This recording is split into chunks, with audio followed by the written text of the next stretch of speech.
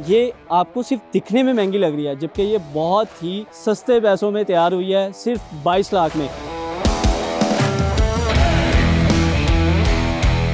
22 लाख में तो यार ऑल्टो नहीं मिल रही, तो आपने ये 8-9 करोड़ की गाड़ी कैसे तैयार कर ली? देखने में कोई ये नहीं कह सकता कि ये पुराने मॉडल को रिस्टोर किया गया। साइड प्रोफाइल में क्या कुछ बदला है? जब आप गाड़ी के पार्ट्स जो हैं वो चेंज करते हैं, तो वो जो पार्ट्स होते हैं वो आप खुद मैन्युफैक्चर करते हैं या इंपोर्ट करते हैं? जिस तरह इसकी फ्रंट प्रोफाइल बड़ी बल्की थी, सेम वैसे इसकी बैक प्रोफाइल भी बड़ी मॉन्स्टर लुक दे रही है हमें। ये सवाल भी आता है, कुछ लोग कहते हैं ये इलीगल है, तो क्या ये वाकई इलीगल काम है? मार्केट में और भी लोग तो काम कर रहे हैं, तो आपके काम में, ऑटो लेवल के काम में और बाकियों के काम में क्या फ़र्क? हमारी बनाई हुई गाड़ियाँ जो है वो कहीं पे बिकने के लिए खड़ी नहीं होंगी। अच्छा। वो चल ही रही होंगी। अस्सलाम वालेकुम जी, पब्लिक डिजिटल के साथ मैं हूं फैज़ान चौधरी। आज की इस वीडियो में आपको मेरे पीछे नज़र तो एक महंगी गाड़ी आ रही होगी, लेकिन ऐसा बिल्कुल नहीं है। ये आपको सिर्फ दिखने में महंगी लग रही है, जबकि ये बहुत ही सस्ते पैसों में तैयार हुई है, सिर्फ 22 लाख में। अब आप सोच रहे होंगे कि ये कैसे मुमकिन है, तो मैं आपको बताता चलता हूँ कि ये किस तरह से मुमकिन है, क्योंकि मैं इस वक्त मौजूद हूँ ऑटो लेवल के ऑनर के साथ। अली भाई मेरे साथ मौजूद हैं। अली भाई से जानेंगे कि किस तरह से इन्होंने इतनी महंगी गाड़ी सिर्फ 22 लाख में तैयार किया है। तो अली भाई अस्सलाम वालेकुम। कैसे हैं आप? कैसे ठीक हैं ठाक आप? हैं? सबसे पहले तो बहुत शुक्रिया आपके वक्त का। मैं ये जानना चाहूँगा कि 22 लाख में तो यार ऑल्टो नहीं मिल रही, तो आपने ये 8-9 करोड़ की गाड़ी कैसे तैयार कर ली? बेसिकली ये हमने इसके ऊपर जो कॉस्टिंग की बात करें ना, आप जो बात करें वो कॉस्टिंग है। इसकी जो एक्सटीरियर की कॉस्टिंग है वो तकरीबन 22 लाख रुपए में गाड़ी प्रोजेक्ट तैयार हुआ है। और अगर देखा जाए तो एक्चुअल में ये कोई 7.25 से 8 करोड़ रुपए तक की गाड़ी इस टाइम अच्छा। वर्थ इट है। बिल्कुल, ये LX 570 तैयार हुई हुई है और ये सिग्नस टू कन्वर्टेड है LX 570। बेसिकली इसको मॉडल जो है 2002 का मॉडल था, जिसको हमने टोटली ट्रांसफॉर्म किया। अल्हम्दुलिल्लाह हम तकरीबन जो है इसी तरह की मॉडिफिकेशन करते हैं, थोड़ी यूनिक मॉडिफिकेशन करते हैं। अली भाई एक गाड़ी का ओवरव्यू करते हैं, इसकी फ्रंट प्रोफाइल दिखाते हैं कि क्या क्या कुछ इसमें चेंज किया गया। आप देख सकते हैं कि एक बड़ी बल्की लुक जो है वो इस वक्त आपको फ्रंट से नज़र आ रही है, और देखने में कोई ये नहीं कह सकता कि ये पुराने मॉडल को रिस्टोर किया गया। साइड प्रोफाइल में क्या कुछ बदला है? साइड पैनल्स हैं, इसके डोर्स हैं, इसके जो है डोर हैंडल्स हैं, ठीक है। और इसके ओवरऑल अगर तो क्वार्टर फेंडर की बात करें तो ये शीशा भी, जो कुछ गाड़ियां जो है ना वो तैयार हुई हैं मार्केट के अंदर, लेकिन कुछ ये वाली प्रोफाइल जो है उसके अंदर तैयार नहीं हुई। बेसिकली ये क्वार्टर फेंडर का शीशा और ये पूरा कट पीस जो है LX 570 का काफ़ी ज़्यादा एक्सपेंसिव भी है। अच्छा। लेकिन अगर हम ये इंस्टॉल कर देते हैं 570 कन्वर्जन के अंदर, तो गाड़ी जो है वो बहुत ही खूबसूरत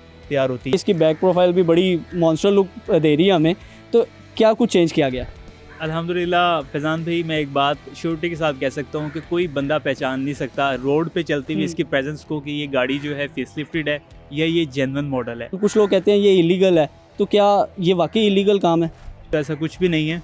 कुछ लोग कहते हैं कि यार ये टेम्पर्ड हो जाती है, कुछ लोग कहते हैं कि यार ये इलीगल है, और कुछ लोगों के साथ केसेस हुए भी हैं कि कस्टमर की तरफ से उन्हें रोका गया है और उनके कुछ टाइम को, काफ़ी टाइम जो है उनका वेस्ट किया गया है। वो तो बात समझ में आती है कि कस्टमर को शक में आ जाती है और रोकती है, उनसे थोड़ा डिटेल ले लेती है।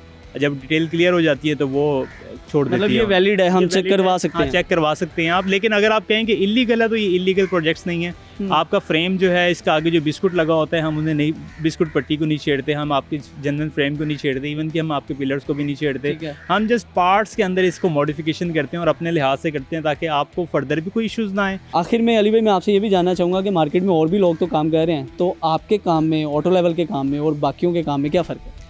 देखें फैज़ान भाई, कोशिश मेरी यही रहती है कि मैं अपने काम को किसी के साथ कंपेयर ना करूं, ठीक है। और अल्हम्दुलिल्लाह मेरे जितने भी प्रोजेक्ट्स हैं, मेरी यही रहती है कि मैं अपने प्रोजेक्ट्स जो है थोड़ा सा हिडन करके प्रोजेक्ट्स चलूं। जब वो प्रोजेक्ट मेरे फाइनल हो जाएं तब मैं अपने चैनल के ऊपर भी और बाकियों के साथ भी शेयर करूं।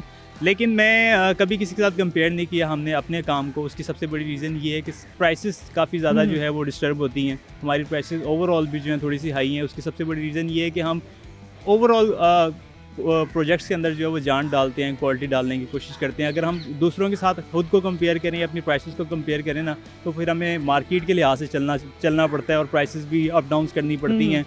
तो बेसिकली मेरी प्राइसेस थोड़ी सी हाई हैं। कुछ कस्टमर्स भी इसके ऊपर जो है ना वो ज़रा डिस्टर्ब होते हैं, लेकिन उनका फ़िलहाल का डिस्टर्ब होना वो ज़रूरी है, क्योंकि ना कि वो बाद में जो आके वही प्रोजेक्ट 1.5 महीना चला के फिर पाक व्हील्स पे सेल हो रहे होते हैं, तो फिर वो अच्छा नहीं होता। लेकिन अल्हम्दुलिल्लाह मेरा ऐसा कोई भी अभी तक का प्रोजेक्ट नहीं है जो कस्टमर ने चलाया हो उसे मज़ा ना आए और वो पाक व्हील्स पे सेल आउट ना हो। हम ये कह सकते हैं कि ऑटो लेवल की प्रायोरिटी क्वालिटी है। हाँ, क्वालिटी। और इंशाल्लाह ताला आपको मेरी गाड़ी हमारी बनाई हुई गाड़ियाँ जो है वो कहीं पे बिकने के लिए खड़ी नहीं होंगी। अच्छा। वो चल ही रही होंगी। बहुत शुक्रिया अली भाई आपके वक्त का। तो जी नाज़रीन, ये थी वो गाड़ी जिसकी असल प्राइस जो है वो 8 से 9 करोड़ है, लेकिन अगर आप भी ये तैयार करवाना चाहते हैं तो सिर्फ 22 लाख में ऑटो लेवल पे तैयार कर सकते हैं।